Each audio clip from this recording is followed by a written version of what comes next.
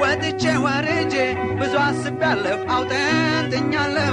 ልቤ እስከሚጨነቅ በስጋት ጉዞ ተክለፍልፌያለሁ ኋላ ግን በኢየሱስ ተሰብስቤያለሁ ኋላ ግን በኢየሱስ ተሰብስቤያለሁ አሃዶናለሁ በምስጋና አፌን እከፍታለሁ በምስጋና እሱ ያሰበልኝ በለጠና የኔ ከንቱ ሆኖ ቀርቷልና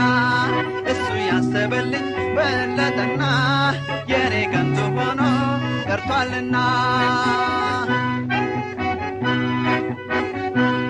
ፈቃዱን አወቄ በምስጋና ቃል ስሙን ጠርቼ እውነተኛ ድምፁን